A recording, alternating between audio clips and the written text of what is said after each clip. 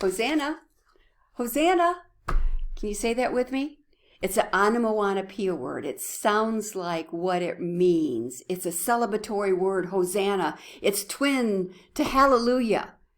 And it's right where we're at this week. Hosanna, Hosanna. It's shouted out in John chapter 12, verses 12 and 13. Let me read it to you. On the next day, much people that were come to the feast, when they heard that Jesus was coming to Jerusalem, took branches of palm trees and went forth to meet him and cried, Hosanna! Blessed is the King of Israel that cometh in the name of the Lord. Now, do you know what I have written in the margin of my Bible next to that verse, Hosanna? It's finally right. It's finally right. People are honoring God's Son. They finally got it right. Hosanna. Now, what I want to ask you in this, what we take as our Holy Week between Palm Sunday and Easter Sunday, and we shout Hosanna. Let me ask you to ask yourself, how can I get this Easter right? How can I get it right? In the middle of COVID-19 and quarantine, when everything seems so wrong, so topsy-turvy, how can I get Easter right?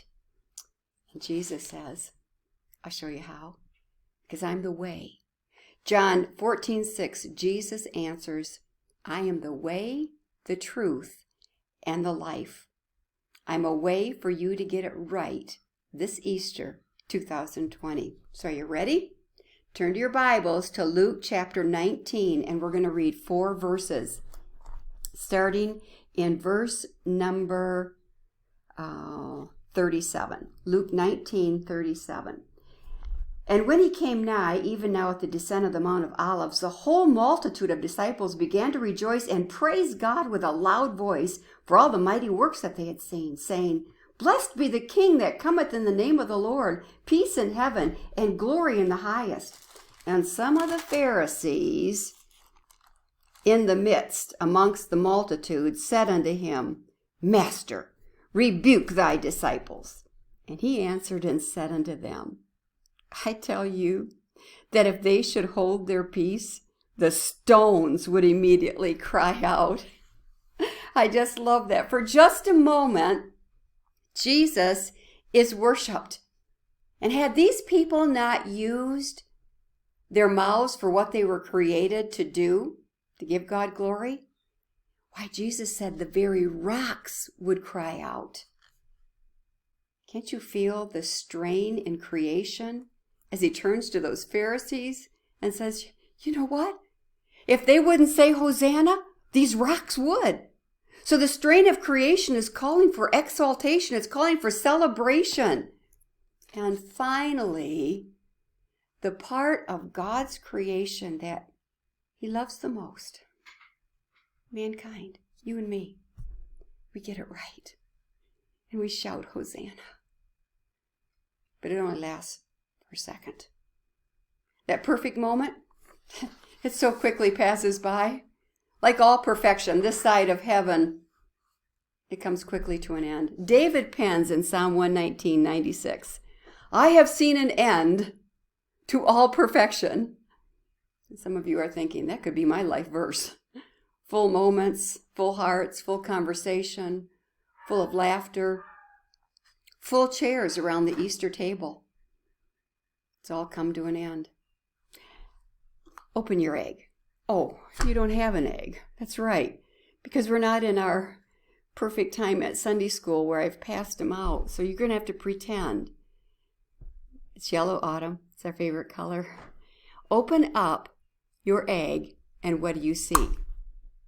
It's empty. Empty. I don't like the word empty. The phonics of that word, the very beginning, the consonants are hard and harsh. M, puts my lips into a stern line, and then T, empty, turns my face into a frown, like a disapproving shrew. Empty. In total opposition to the word full. Full. Say the word full. Your lips pucker up like a kiss. full. And I so love Ephesians 3:19, where God's word tells me to know the love of Christ, which passeth knowledge. Child, this is going to go past what you know in your brain, in your head. Goes to your heart. My love, to know the love of Christ, which passeth knowledge, that I might be filled with all the fullness of God. So, back to your egg that is empty. It's so disappointing to open up something that's supposed to have something inside and find nothing. I have so much fun with these eggs with the grandchildren, but if they were to open them and find them empty, they would think, oh, Grandma's lost it. Grandma, these are empty. And I would agree, because we feel robbed. We feel cheated. It's not right. Well, the ultimate disappointment is to live and not have what we are supposed to have on the inside. You see, that's the biggest robbery of all. That's the biggest cheat. Now, the empty tomb. Jesus wanted us to see that, because not only do we see that it is empty, but it's so symbolic of the fact the tomb is empty, so I don't have to live empty.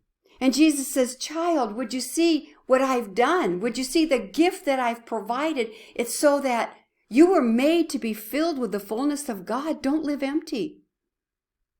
Now, what Jesus did when he laid down his life voluntarily, when he shed his blood, and he died on the cross so that I could receive forgiveness, he saved me from my sin. Jesus came to save me from my sin, not to save me from trouble. But the world gets that so confused, even in this COVID-19. Well, why doesn't God do something about this? God provided my greatest need in saving my soul for eternity. In this life, we're going to have trouble because we live in a sin-cursed world. And you know what Jesus does? First of all, he provides salvation through his shed blood, so that I am saved for eternity. But then this side of heaven, in all those moments that end so imperfectly and change from full to empty, he says, child, come to my table. I want to fill you up. He's described as the bread of life. And in all of these 70, as the word of God says, the lifespan of man, some more, some less, in this little short vapor of life, I'll walk with you. I'll take your hand. I'll be your strength. I'll be your helper. I'll be your healer. I'll heal your broken heart in this life. I'll give you my grace for every moment. Oh, I can't wait for you to find the way, the truth, and the life, so you don't live empty. How can I get this Easter right? Know the truth. God tells me, Kathy, I am the truth. So what does he mean?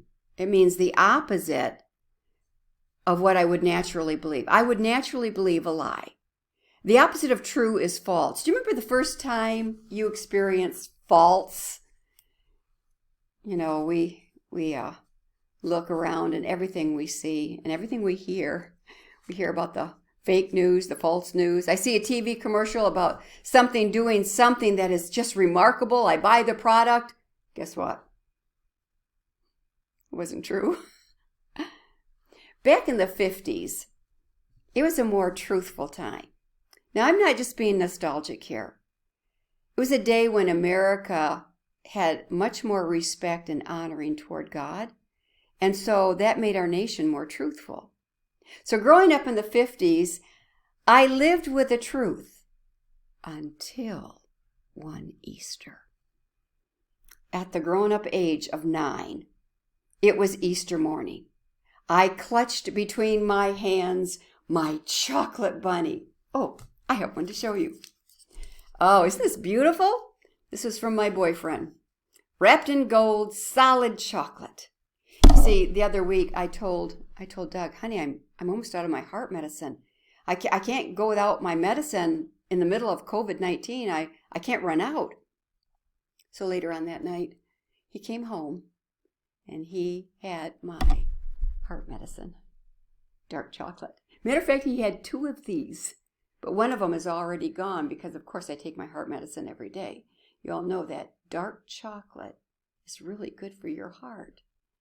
Well, back when I was 9 years old and I had a bunny in my hands, I was so excited. We didn't have a lot of candy growing up, so this was really, really special. And on that Easter morning, holding this big chocolate bunny, I ceremoniously flip the lid up. I draw out this magic moment. I inhale the intoxicating aroma of chocolate. And my taste buds are just screaming, bite the bunny. And I do. I bite the ears right off. And the whole head caved in. The head was hollow. I looked down into the inside of my bunny body, and it's just a cavity. It's hollow too. And I shout to Mom. I say, Mom, you bought a bad bunny. Mom, you got cheated, and now I feel robbed. Bunnies are supposed to be solid and full, and back in the early 50s they were. But you see, marketing and mass production and profit lines started making solid bunnies hollow. They looked the same on the outside, but with that first bite, you found out it was hollow.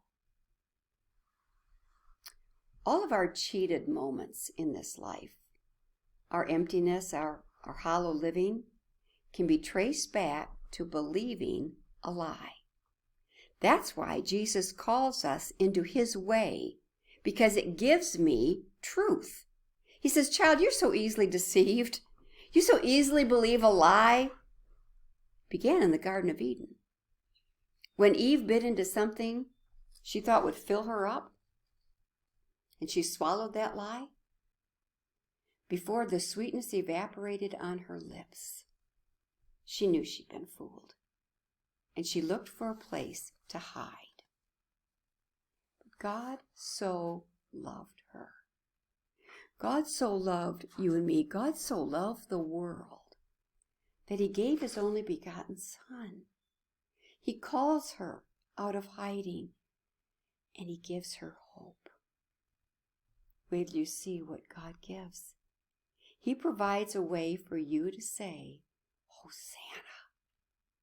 Blessed is the King. And I'm going to give that to you in our next part.